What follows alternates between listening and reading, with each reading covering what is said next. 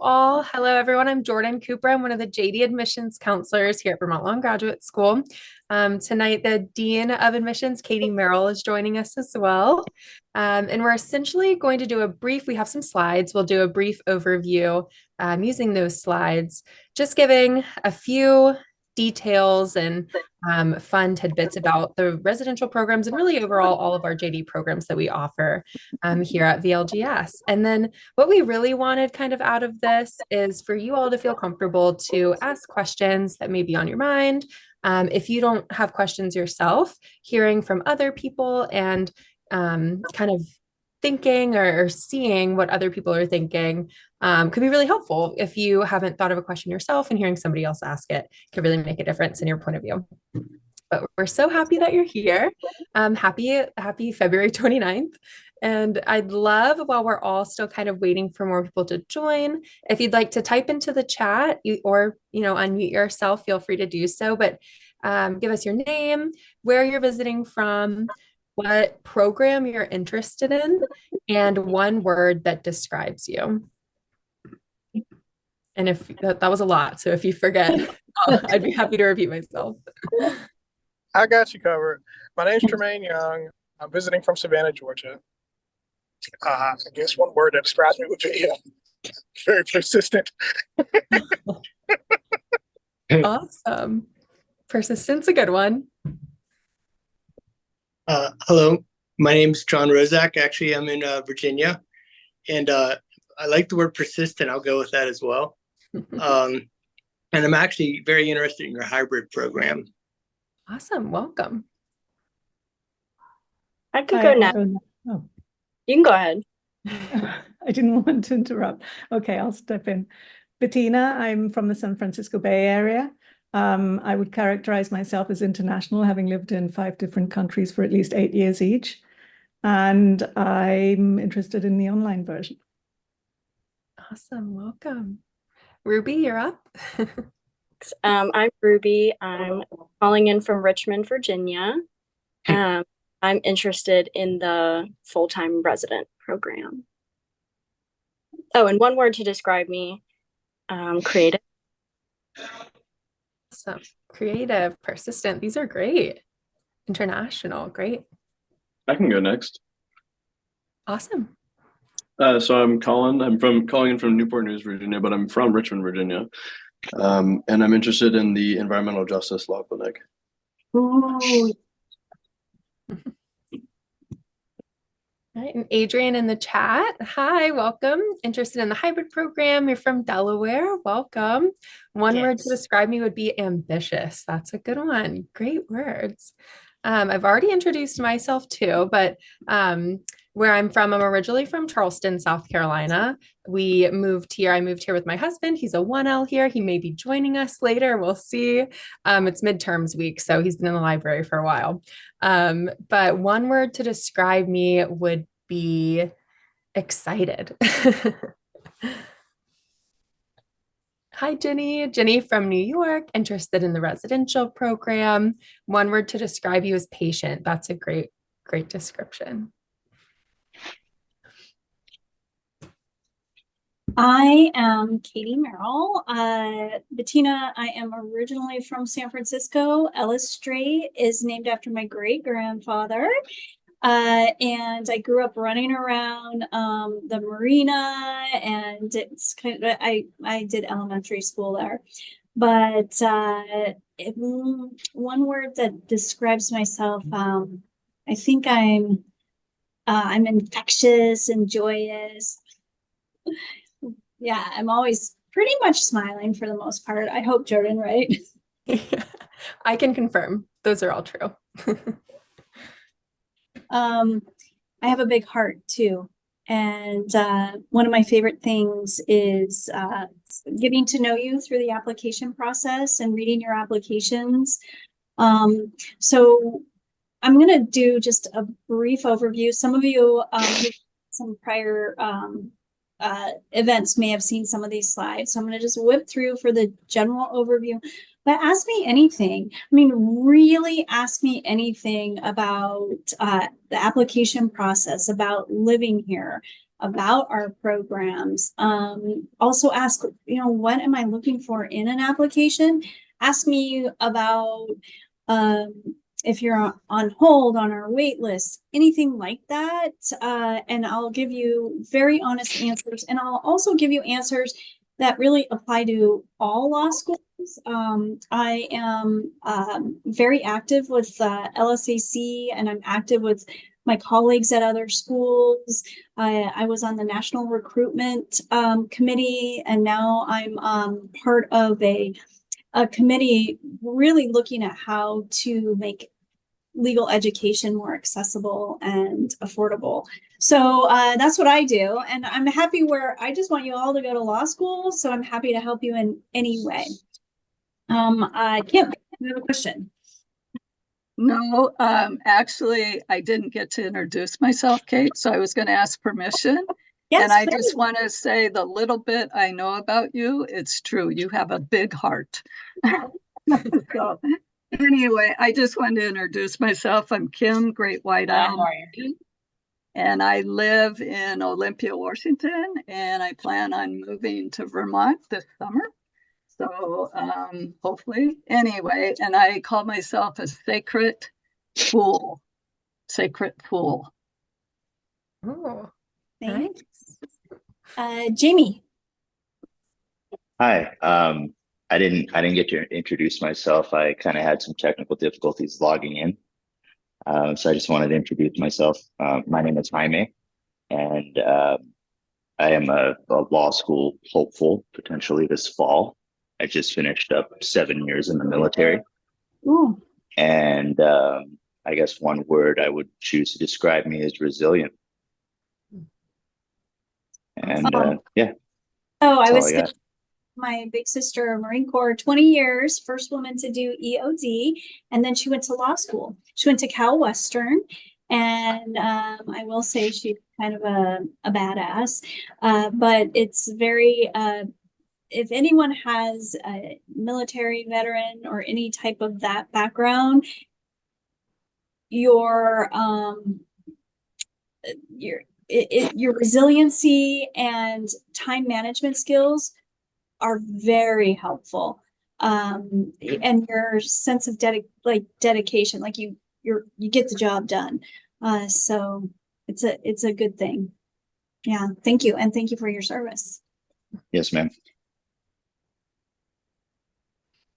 All right, I'm going to whip through these because I know some of you have seen some of these slides, so bear with me.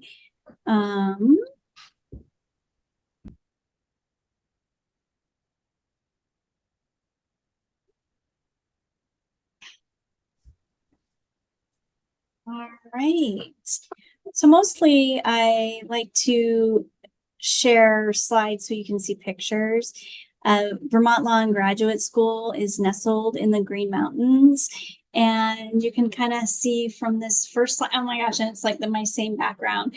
We have students from Hawaii who come all the time, and I'm like, how are you doing? And they laugh. They go, well, we feel like it's an island. And I'm like, really? And it's we're surrounded by trees. They said, yeah, it's just trees versus water. So this is our campus. Everything is walking distance. One thing, we had an open house the other day, and President Smola was so lovely. For our folks that are interested in our online program, we have a real sense of community here. And he said, surprisingly, it's that same sense of community for our online hybrids. It's a 3.5-year program, and they do come and visit. And it's like the same people. They're just online versus being here on campus. So we always think that's really wonderful. Nationally known for our environmental law program, one of the top in the country. And we have been top in the country since the late 70s. It's just what we're known for. Kind of Vermont is also known for that. We walk the walk. We have composting toilets. Yeah, it's an interesting. My favorite thing, one of my favorite stories is had a visit. Her mom was from New Jersey, and her mom said, "Oh, I need to use the restroom." And her daughter was standing next to me. She goes off to use the restroom. I go, "They're composting toilets." She's like, "Oh my goodness." Her mom came out and her eyes were so big. So I thought that's a little funny story. We are also nationally ranked for our clinical training. We have always been what you call a national law school. And what that means is everyone comes from across the country and they work across the country. Our students sit for, I would say, about 30 bars. Since it's become universal bar exam, less and less, we used to sit for like almost 40 bars, but now it's like 30.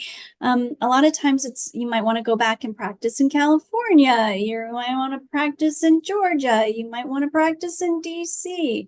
And how we're able to maintain like a national presence where everybody comes from everywhere and everyone works everyone is through our clinical program.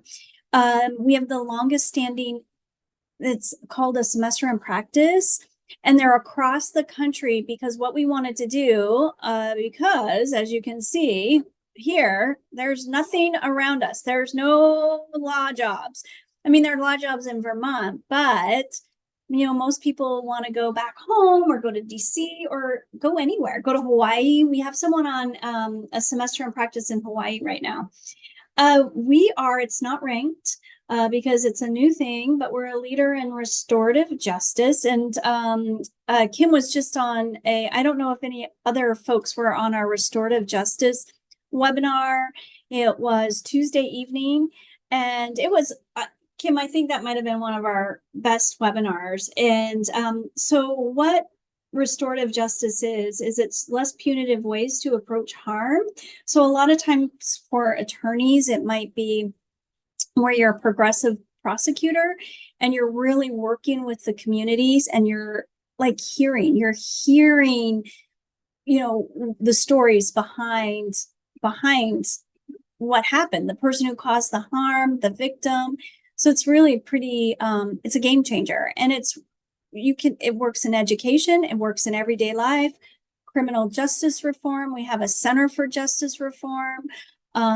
At clemency, expungement, everything to just really make sure people have a voice. I always believe that you're more than the worst thing you've ever done. Here's more on our national environmental program. Anything you want environmentally, we've got it. We offer over 60 courses in environmental law and policy. Very, very vibrant environmental justice clinic. Happy to connect you with the head of that clinic if you want. We're happy to do that. One of my good friends is working in the clinic right now, and he is Maasai from Tanzania. So a lot of good work. There's not very many environmental justice clinics, and we are out there. It's very true at Vermont Law. You work hard, you're on the ground, you are going to be influential in helping in these cases. So you'll go, a lot of times the cases are across the country and you usually will go to the location and work depending on the needs of the location. My gosh, I have to talk about our bookstore. Our bookstore is nonprofit, student run. It's a student board. So, and what we try to do is make sure that the cost of the books are competitive. So no one makes money. If we do have access funds, they go back into the students and they're in the form of fellowships. So you would apply, let's say in the summer, you're working at a nonprofit and they might have like a $2,000 stipend that they can give you. It's really quirky, cute, and they make coffee. So it's really fun. It's a great bookstore, and I love the fact that it's student run there, and it's the students. It's not ours. It's the students. And if I could add to that, Katie, the first letter that I sent home was a little postcard that I got from the Barrister's bookstore. They have the cutest little quirky, cute, funny, artistic little postcards. Yeah. And one of our students was a partner. So if you all have partners that might be moving here, they studied right in here, like right in this window. And I thought they were a law student. No, they were writing a book while their partner was in law school, and now they're a published, like, famous author. But it's the funny part is their spouse is working. They decided to stay in Vermont, originally from Alaska, decided to stay in Vermont, and she now works here. He works for a firm in Montpelier, and she's writing all sorts of books, and she just loves it. I always say, do you even need to, like, work anymore since you're pretty famous? And she's her name is Claire Andrews. It's a young adult series. She said, you know what?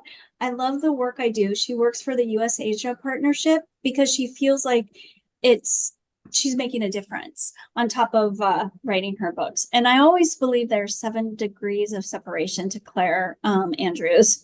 I don't know if you believe that, Jordan.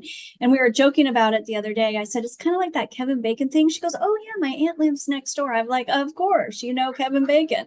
She goes, well, I know where he lives. All right, our JD programs.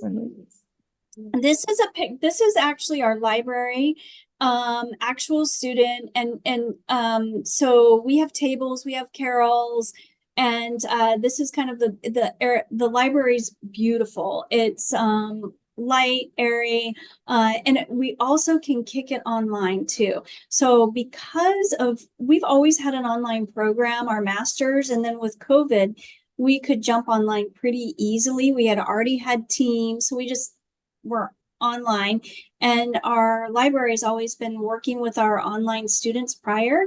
So you'll feel connected to our library. They do a great job in that regard, but very flexible law school. A lot of these programs grew out of the needs of what students needed. So we have a traditional 3-year, accelerated 2-year program, reduced residency. I think my slides are on some weird timer. Sorry, guys. I used to think I'm in this little funky office. It's one of the outbuildings. I used to think it was the ghost. Maybe it is the ghost here, but they all move. And now I'm like, Jordan, you'll have to check and see if I have it on a timer. But all these programs grew out of needs for students. Like originally, we just had a 3-year program. And then to meet the needs before online programs were available for working students, we did an accelerated 2-year program. And then students wanted to go home. So then we were like, oh, we'll do a reduced residency program so they could do their last year at home and save money. And then we've always had joint degrees. And then, you know, as I said, our online hybrid is relatively new. So Jordan, I'm going to pass the traditional JD on to you because your husband is living it, but it's a traditional 3-year program, 6 semesters. It's where you have your summer internship. I don't know if you want to talk a little bit. I know that's what your husband was attracted to. Yeah, absolutely. So like Katie said, 6 semesters. So it's fall, spring with the summers off. And traditionally students enjoy these summers off from classes because it's when you utilize the time for summer internships. So you need to receive 87 credits to graduate, and 6 of those credits are experiential learning credits. So in using this time in the summers to work in the clinics or secure like an externship where you're working part-time or full-time at a firm, things like that, you can really solidify or start solidifying the experiential learning. And like we were saying in the previous slide too, these are flexible options. So if you were to start or even apply under the traditional JD program, you have that time, you have that flexibility to either accelerate your program, and you'll have to excuse my cats running around if you hear a random meow, but you can choose to accelerate that program that you're in. Or you can choose to, like Katie said, transition into the reduced residency program too, as long as you stay on the credits, which you have an academic advisor, and you have resources to help you make those decisions too. But in making the decision, we realized traditional JD was best for us to utilize those summers for internships. And your husband has a job already for the summer. Is that correct? He does have a job. So he is working at a family law firm, or it's a law firm in Barry, Vermont, which is like 35 minutes north of South Royalton. And it is a firm that specializes in family law, but they have a few food and ag cases on their docket. And that's what my husband chose Vermont Law and Graduate School for, is their food and ag program. And so that was a good score. But what happened is in the spring semester, very beginning of the spring semester, our academic success or career services department, I believe, sent out emails to all of the 1Ls, and they helped them make these connections. So you have resources here that my husband really leaned on. Yeah, we have a brilliant career services, and everybody starts working with 1Ls right when you get on campus, making sure your resume is up to par. Your first thing that you want to do, whatever you're all 1Ls, whether you're online, accelerated, is just get good grades, because you get good grades, it makes you like a better candidate when you go out and you present yourself for internships. But there's always internships everywhere. Some students will do the summer and do the EPA. They'll do NGOs. There's all sorts of things. Now, and here's the thing, and right now, everybody went on spring break. Like like I think Jordan, you, me, and probably Kyle, since you guys didn't go anywhere for spring break, there's no one here. And so everybody, they had class, they had midterms today, they're all off and running, and they're going to have a break. But when they come back, it's like this like advising Lollapalooza. And this is where you decide, ooh, do I want to stay with a traditional JD? Do I want to do an accelerated 2-year program? And that's where you power through it. I think almost this is a personality type too. Are you that person that's fall, spring, summer, fall, spring? And then in Vermont, you can take the Vermont bar after the 5th semester. So you like, after that spring, you take Vermont bar, and then you do, while you're waiting for your score, you do your semester in practice wherever you want to practice law. And we're UBE, so that makes it easy. But it's really up to how you are and what like is your ultimate needs. One of our good friends, Kate, she's doing the accelerated JD. She has a little more work experience. So for her, she felt like, I just want to get it done. But it's up to you on how you want to do it. I have students who are right out of undergrad that I can't believe it. They get it done in 2 years and have jobs. It's really up to how you, and if you're a good time management, an accelerated program's good. Reduced residency. Okay, so how that works is, let's say you really are not an online learner, but residential, and you want flexibility, you kind of want best of both worlds, fall, spring, summer, and then you finish up online and do a semester in practice. The ABA keeps allowing more and more online credits, and this is a great tool if you and you know how this program happens.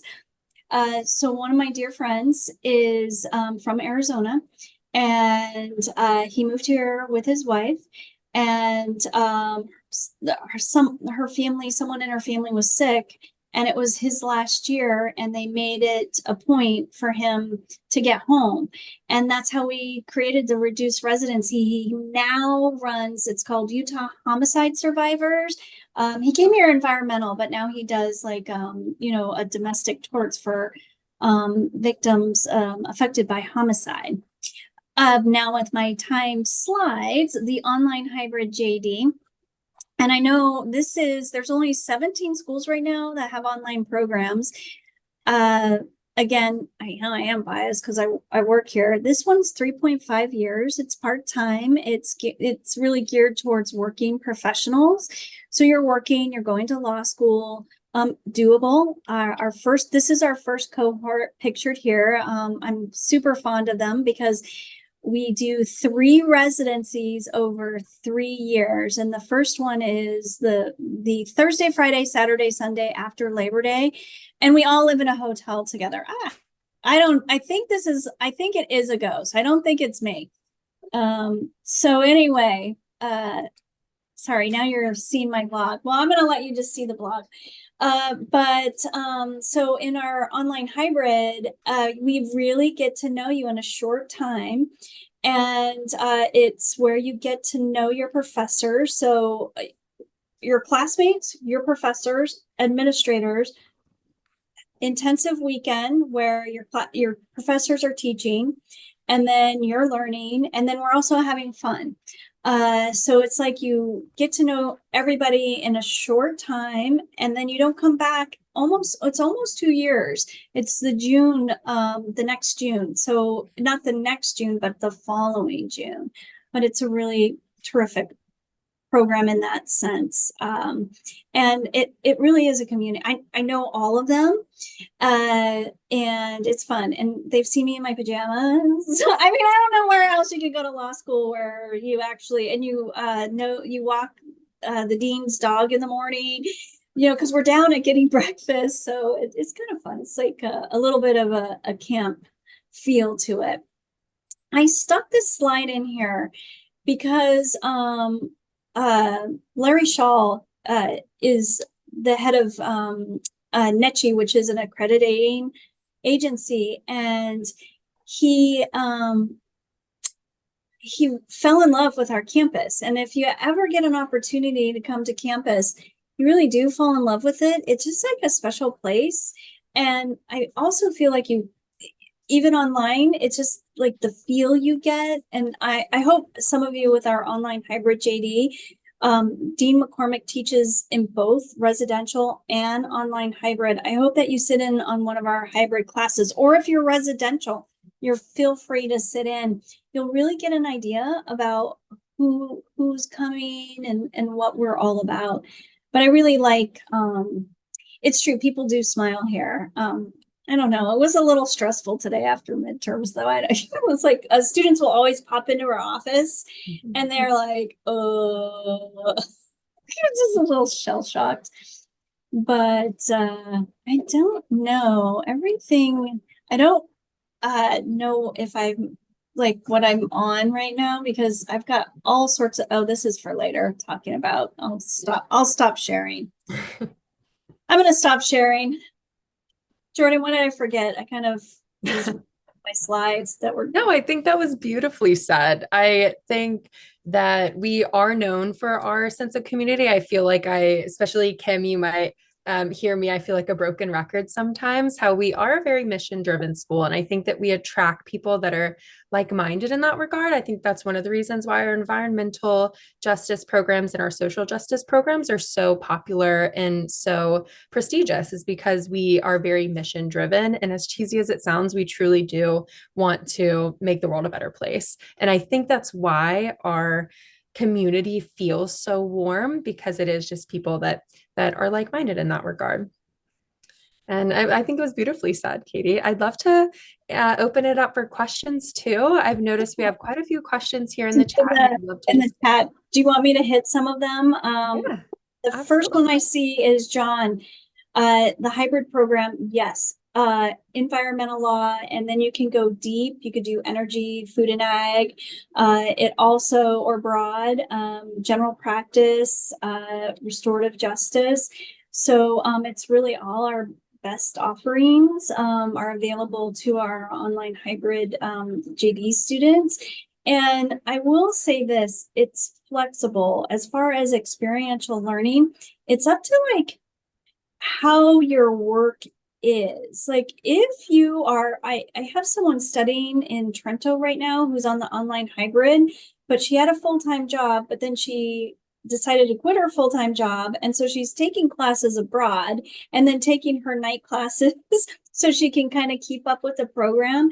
So like, depending on what your schedule is, and you can fit in like a full semester in practice, I know that they're going to make that available to students. But some of you, the hardest thing with hybrid applicants is you want to do all of it, you know, and I mean, we make a lot available, but that you want to work full time, have your family, and go to law school. And sometimes you just can't fit all of everything in.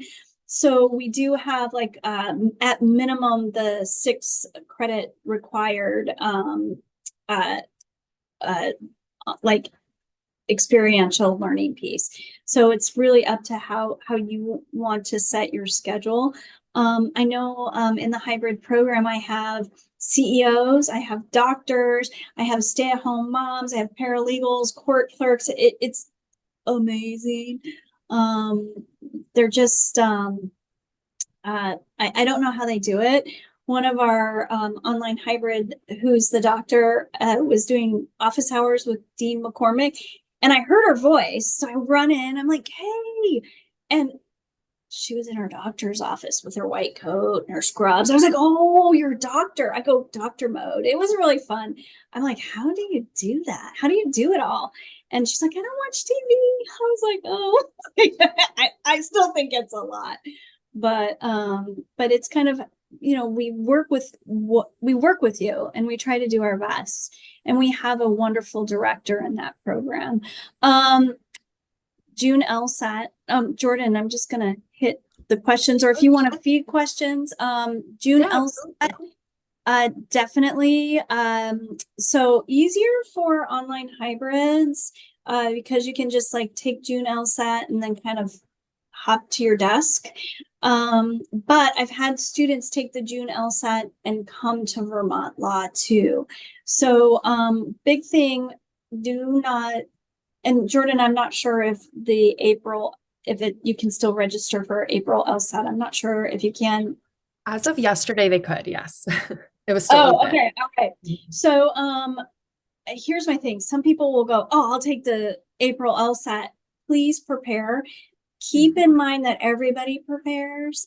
So you want to be prepared. And I almost would rather have like a game plan for a later LSAT if you're just running into this cold, and just be ready to run once you take that test and get your application in. And to add on to that, that is kind of a common mistake that I see, or that I would err on the side of caution with, is a lot of students will sit down and take the LSAT just to see where they fall, or just to kind of create a base. And I wouldn't recommend that. Every score or every LSAT score that you receive, we will also receive on your application. And so it looks great if your first LSAT score is, you know, in the 120s, and then you hop up to 150s because you prepared and stuff like that. But I would err on the side of caution with that too. There's tons of really great LSAT prep courses that we could talk about too. I'm going to skip. I'm just going through the questions in the chat. Isabella, we are one of the best environmental law schools out there. So anywhere in the country that's environmental probably has a VLS alum associated. We probably have the most of the people that work at the EPA, the largest number are probably VLGS alumni. One of my best friends is at Beveridge and Diamond, and that's like the environmental law firm. And then I have another one at like in Houston or Austin who works for them.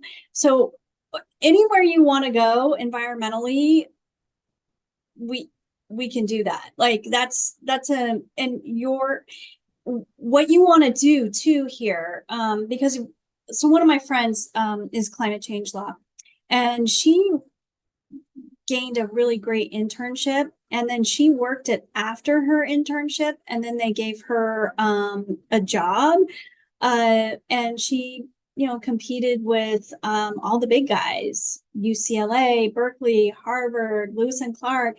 But it's who you are and how much you bring as far as your dedication to the environment a lot of times.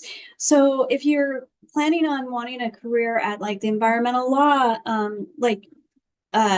Southern Environmental Law Center or wherever you want to go, what you need to do is see kind of what can I bring to this. Some of our students will do a joint degree, like a JD, and it's hard online. It's hard to do this. You can specialize, but it's just, you know, it would make it 11 or 4.5 years. But if you do a JD Master's Climate Environmental Policy, that's super beneficial. One of my good friends, he got the job. And again, you know, like people with like higher credentialed schools, but like if you're in the environmental field, they know us. They love our alumni because we're well-rounded, but he got the job on a personal, like he did our JD and like a dual degree, and he got the job because they had a common interest. And so that's one thing too, is like who you are, how you performed in law school, and your dedication to what area. Like if you're restorative justice, it's like you're really dedicated to that area of practice, and that is what makes you a marketable candidate. But anywhere you want to go, I know we're doing a career services event. You know, okay, so here's an example. Right out of undergrad, did an accelerated JD program, did an internship in water law in Utah, didn't end up thinking that they would be in Utah. Utah just added, which much needed, their water courts. And so the very first water law clerk for the Utah water, VLS alum. Yeah, so and our parliamentarian for the US Senate, first woman to be appointed to that, VLS alum. That's, you know, that's probably one of the biggest law jobs in the country. I mean, she's been through impeachment, the January 6th insurrection, and you know, she's liked by all. And the reason why she was appointed, well-rounded, balanced, amazing. This is like, so there's a lot of different things that I think it's who you are too, but you definitely can go deep in environmental law, probably deeper than any other law school in the country. So it's kind of what you're dedicated to. And another question Isabella asked in the chat is, when is the earliest students can start clinics and internships for accelerated and standard JD programs? Summer, in your first summer. So, and that's why we do the big thing in March. So in your first summer, you can decide, okay, what am I going to do? Am I going to like accelerate and take, so if you do a dual degree, we offer summer courses here that are amazing. And it's cool because they're 2-week block courses. Sometimes that's more valuable depending on your end goal. So what we do, are most like law coaches, we work towards that end goal. So you may be better doing a JD, you know, Master's Climate Environmental Policy, stay here in the summer, and then do your experiential a little bit later. But we work with you towards that. And kind of help you along the way. Sometimes you don't need it. Sometimes it's my one friend that does climate change law is an academic. So she has a master's from Columbia in climate science and a JD from here and our master's environmental policy. So, but she's never been in courtroom, but she is a policy maker. So, but she's barred in New York. But yeah, so it's kind of really up to you. It's like we really do a one-on-one type of developing students. Okay, NGOs, UN, yes, we've had alumni. What you do, and the big thing with working with the UN is better to work through an NGO that's associated with the UN. We participate in COP. One of our recent graduates that's graduating this year is actually really close with the COP and working in Palau, and she's going to clerk for their Supreme Court. Yeah, so the world is your oyster. I promise you that. It's just what you put into it is what you get out. Okay, EPA, yes, that's an easy yes. We talked about that. Oh, okay. I want to talk about like what you need before law school.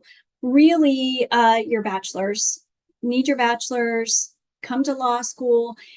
Some people might come here and have no, like an area of interest, but have no background. And we have a lot of, because we have a graduate school too, we have a lot of supportive like classes that can help you go deeper into a subject. So let's say you're interested in restorative justice, but don't have that background. Don't worry, we got that covered. The same with our environmental. Oh, look it. Today is the April LSAT deadline. Thank you in the chat, Jennifer. So let's see. Oh, sorry. Yeah, sorry. Tremaine asked a good question. Are we allowed to take advantage of the JD/LLM option? So the dual option as hybrid candidates. That's a great question. I don't know if you wanted to touch on that. Yeah, so like if we're with these dual masters, again, it's your end goal. What is your end goal? What do you want to do? So I know there's a question here. I'm going to relate it to international law. So an LLM is a post JD master. So most of our students will do a JD/Master's Environmental Policy because they can get it done in 3 years. Because you can take them side by side. The ABA, and you never know, the ABA changes things here, there.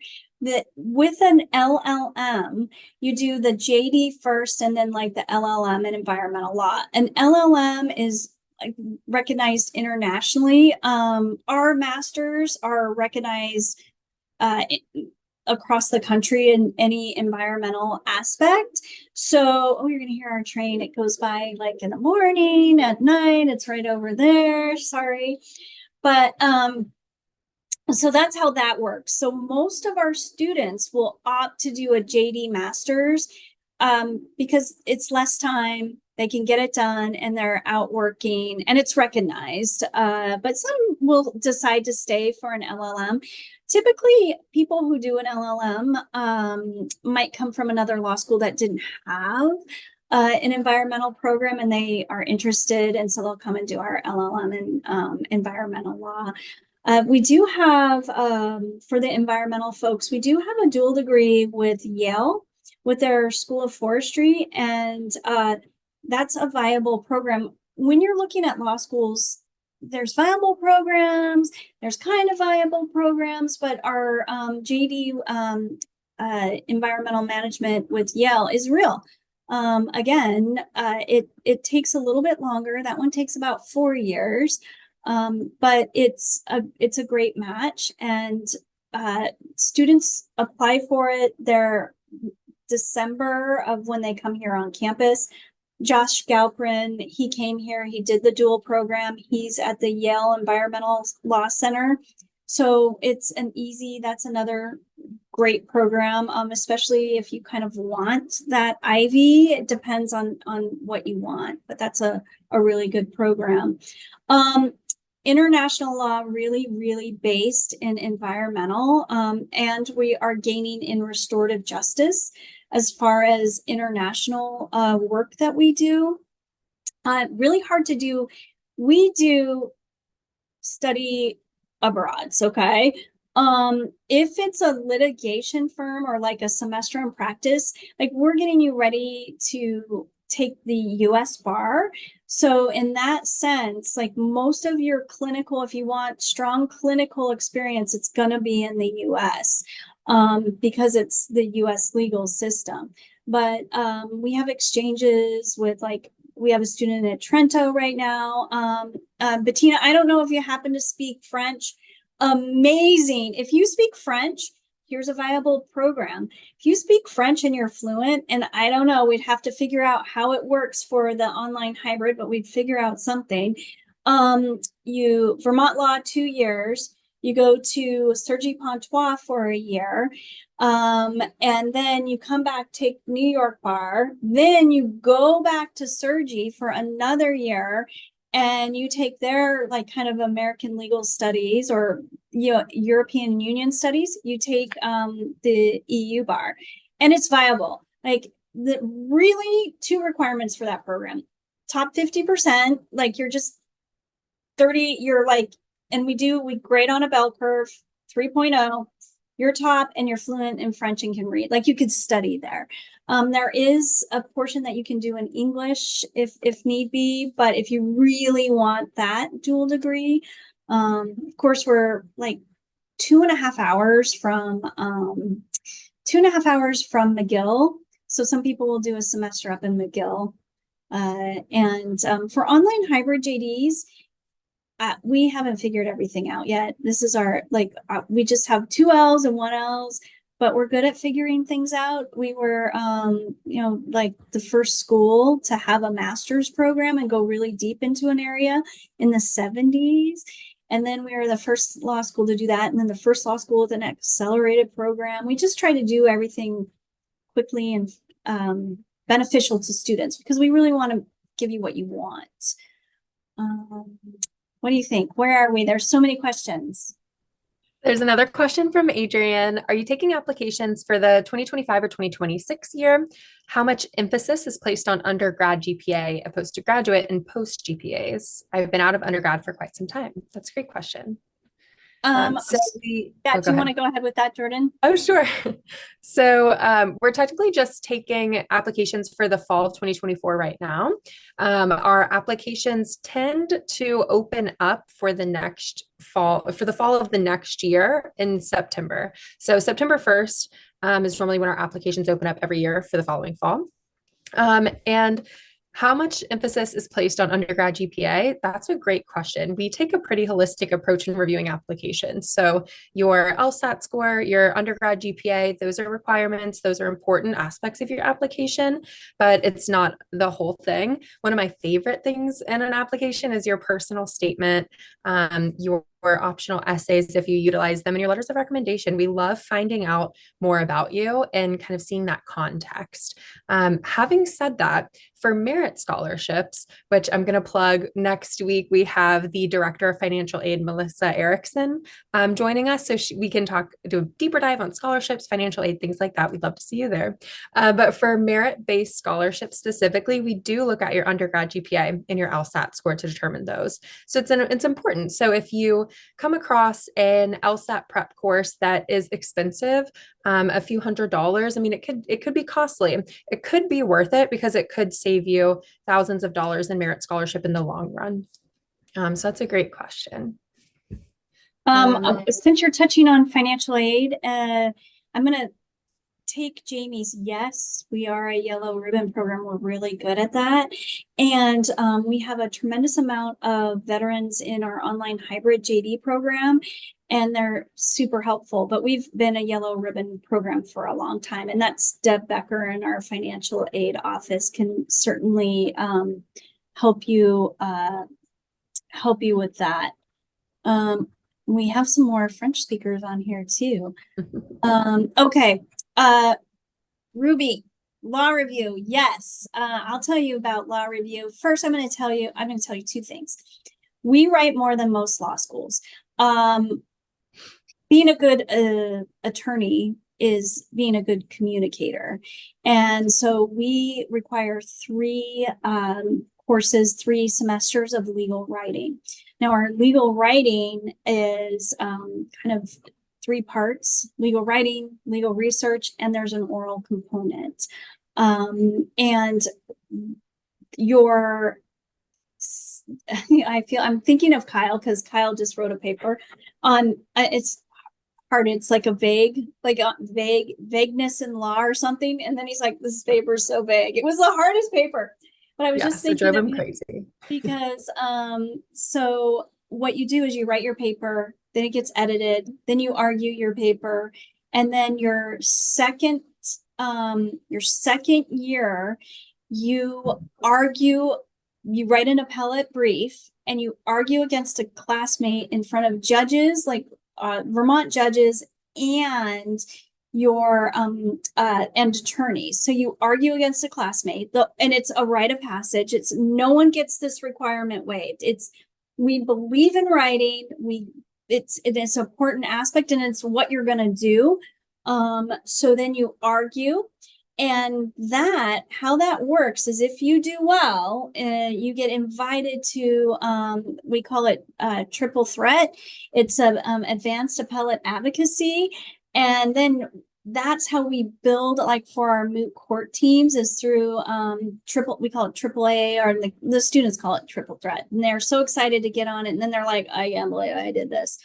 So then that's how we build our moot court teams. And our appellate advocacy, you can, the Vermont Supreme Court will hear like the final, as you move up in this competition, they'll hear the last folks. And it's amazing. It's an amazing aspect that we do here. You can also do an advanced writing requirement. We're really serious about legal writing and research. And I think it's because of background, because we have a big background in environmental law, and there's a lot of legal research in these cases that lasts a long time. So I think that's why we've always had such a big focus. Now, law review is after your 1L year, and you can either grade on or write on. And I always recommend do the write on, because here's the deal. You might not like law review, and depending on what you want to do, and this is where, again, you're going to talk to your advisors, do the write on. You might hate it, and it's okay. I know this is going to sound crazy, but we are a different type of law school. We just don't feed law firms. About 50% of our students go to law firms. The other 50% go to government, nonprofit, business. It's because it's what they're attracted to. But so you might do, you might end up in our trial advocacy team. You never know what you're going to do. So try it out. So you can do write on, grade on. It's the law review office is just like this little building, right across the way. But you want to love it, because it's a huge commitment, and Jordan, does Kyle want to do law review? I don't think so. I don't think he likes litigation side more so than writing. You probably want to do the trial advocacy team. Right. Yeah. So you want to do what you love, and you'll find things that you love here. Yeah. But that's I will tell you this. I have a student who's graduating, and I got to check in with her, and I met her a long time ago when she was in college. But she wants to work at a big law firm. And so in that case, I'm like, oh, you may want law review, because these big law firms like you to have the best grades, do law review. So it just depends on what you want. And we also have academic success too, to help you if your legal writing is just not there. We can help you out. It's a big part of what we do. We have a few questions about merit scholarships. For example, when is the mission scholarship due? I have a note to self, it is due March 1st, but seeing the 15th too. Mission scholarships, those and merit scholarships, all of that we look into with your application or your overall application. So it's not that it's a necessary due date or it's not a separate application. You would just want to submit for the mission scholarship and a mission scholarship essay. And essentially what that is it's an addendum to your overall application. And in order to be granted the mission scholarship, you would want to discuss an area of law that you're interested in that aligns with our mission. So normally it's social justice or environmental law or environmental justice. And it's okay to have some overlap. So if you're interested in a specific area of environmental law and you talk about it in your personal statement, it's okay to kind of reiterate a little bit about on those same themes in your mission scholarship. It's natural to have a little bit of overlap too. I started when with the very first accelerated JD program, and then I started working at Vermont Law, and we created the Mission Scholarship, and it's the Mission Scholarship is an additional essay, and it's a $3,000 stipend. It used to be, because it used to just be like for your summer, you're working at like Earth Justice and have no money kind of thing. And now we're a little more flexible, depending on what your schedule's like, because everyone's so busy. But I thought people would take the stipend and just see ya, like it's become our Mission Scholars. It's like an honors, almost like an honors in advocacy, and they bond together. So we have environmental mission scholars and social justice mission scholars, and it's really based on your advocacy level. I take a look at them every year. And part of what you do as a cohort is you create something wonderful in our community or other communities. And it's become almost like a law review. Like they're tight, they're really tight. And working, I think in Seattle somewhere, I can't remember exactly the position. One of our social justice scholars came, we do a dinner in the fall, came to the dinner, and I know there's some food and ag interests out there. I do it at a farm, and it's a farm really like near and dear to my heart. And immediately they said, wow, I found my like cohort of people, because you're just really deep in mission. And that's what I look for in that scholarship. And the merit award, as soon as you're admitted, I assign merit award, and it is based on LSAT GPA, but I also look at work. So let's say your grades aren't that great. I'll look at your work experience too. So sometimes that comes into play when I'm scholarshiping. Yeah, it's automatic. I try to keep it equitable too. So, here's a good question. Negotiation of scholarships. So big thing to do is really like people will email and ask us to reconsider their scholarship. And this is very commonplace. Each law school you're going to look at has different ways to go about it. And so what you do is and it's common, you submit the offers from the other schools. So, and then what I do, and just so you know, like what the schools are going to do, when I look at a scholarship reconsideration, I look at your offers, and then I plug in numbers, and it's hard because I might not know exactly all the fees and such from the other law schools, but I compare them, and I'm like, I look at tuition, I look at cost of living, I look at merit award, and then I look at the end amount.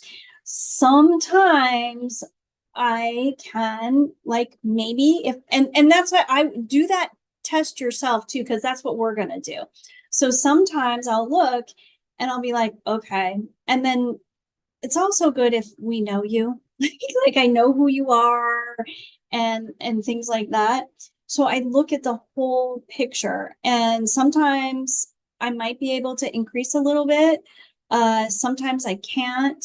I did have someone the other day, and it was a great conversation, but it was like, I was like, we're cheaper. Like, you know what? I was like, am I missing something? But they were really kind about it too. So, yeah, so that's how I look at it, and really look at your financial,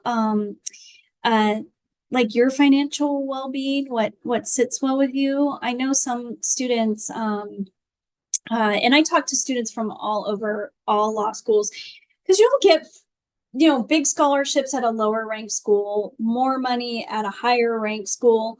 And it just really depends on what you want to do in the end. So one of my friends went to a lower tiered school because they wanted to do public interest law, and they knew that they didn't want to have a tremendous amount of debt. And then one of my friends wanted big law, so they went for, you know, the bigger school. I would say they were both happy at their law schools. It's what kind of what sits well with you. And don't be afraid. So the national like average of law school debt's about 150. I think we're around like between 120, maybe 130. I'll have to double check with Melissa. But it's sliding scale. So I went to this, and I think they should do it again. I went to this really cool national conference, and it had 3 law students from one school, and not VLS, and they all had 150,000 in debt.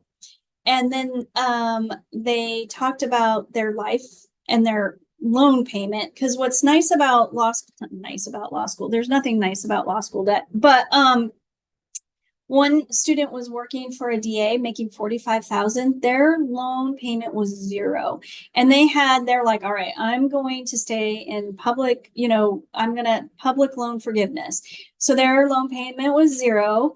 The next student was clerking for a judge, 75,000 a year. And their loan payment was 350. And the next one was working in a bigger firm, making 125,000, and their loan payment was 850. But what was interesting about it, and they all graduated together, and they were like 1 year out of law school. They all kind of had the same like kind of standard of living. They all were commenting on, we still drive the same car that we had in law school. You know, it just, you can pay it back. But that's where you kind of want to think about, ooh, what do I want to do? How do I want to do it? A lot of my friends have gotten their loans forgiven.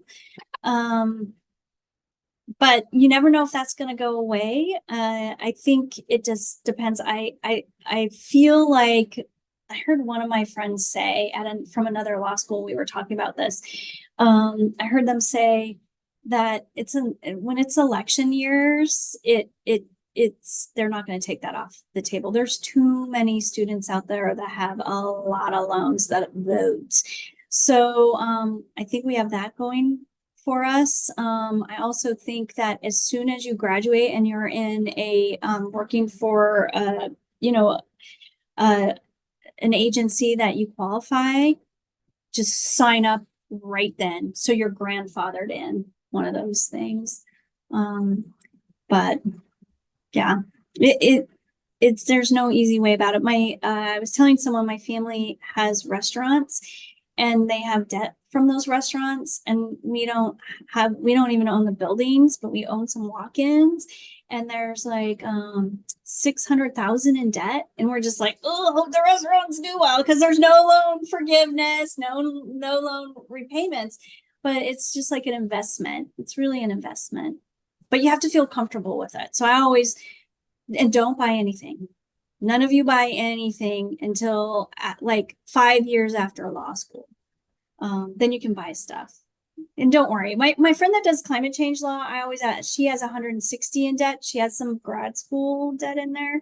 Her loan payment's 350. I'll always check on her. Are you okay? How's your loan payment?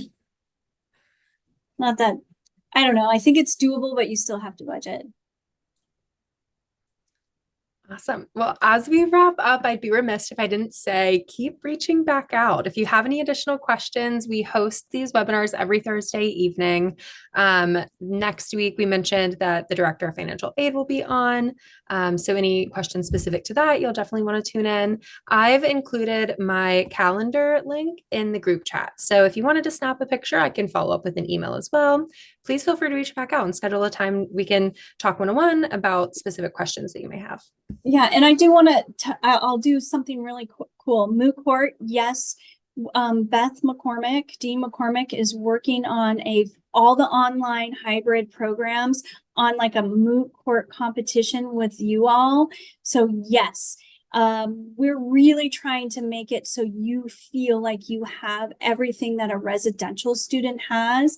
And immigration, housing, we have a Center for Justice Reform. It's huge. What we do for immigration is big here because we have a refugee center in Burlington. So we opened a clinic up in Burlington. And you can do it down here too. Yeah, I didn't want to forget that. One of my friends, I was telling Jordan, one of my friends did our clinic seeking asylum work her first summer. Then, you know, all the fun stuff like law review and moot court second year and all the clubs. And then second summer worked for Homeland Security. She was like, oh, you know, save the world, close the borders. And then she did worked for her semester in practice at a private firm, and they were just like, here's 20 cases, good luck. She said she felt prepared, but it was a little scary. And then she got her job with Department of Justice working in immigration courts. Yeah, there's so many opportunities, but I just didn't want to forget that our deep dark secret is we are a law school. Some people like joke with us as like Camp VLS since we're so environmental and have our composting toilets, but we are a law school. Some people end up in tax law, IP law, anything, family law. So, all right. All right, Jordan and Colin and Bettina and John and Juliana and Tremaine and Isabella, Adrian. I know Samoy. I haven't talked to you in a while. Michaela, Kim, Jaime. Did I say it right? Jaime. Did I say I messed it up? Jaime. Yes, you did. Thank you. All right. Hi, Alicia. Well, wonderful. Well, hey, guys, come visit. Even if you're an online hybrid, come visit. It's beautiful here. Okay, I promise I'm going to let you go. Jordan's probably like, I need my dinner. Guess what? If you're an admitted student day is on April 8th, and Vermont, by chance, is like the best place to see the eclipse. So we've already ordered the glasses. So I forgot what it's called, but we're right in the line of something where I guess technically Burlington, which is an hour north of us, is like getting the full effect, but we're right next to them. So Yeah. I'm excited. We have the two little glasses. I think it's called we the should, path and we totality. have a student Path day. of Totality. Yes. Thank you, Ruby. That's what it's called. Yeah. Thank you. I know. So we're very serious about law, but then we also have fun. Like, oh my gosh, yeah, you're going to be working like crazy in the library, but we're going to like get excited about stuff like that. It's the small things when you're in, you know, little Vermont. All right. I promise I'm going to stop talking, Jordan. I know I've got dinner reservations. I got to go. Ooh, fun. Can't wait to hear about it later. Bye, everybody. Thank you all for coming. See you soon.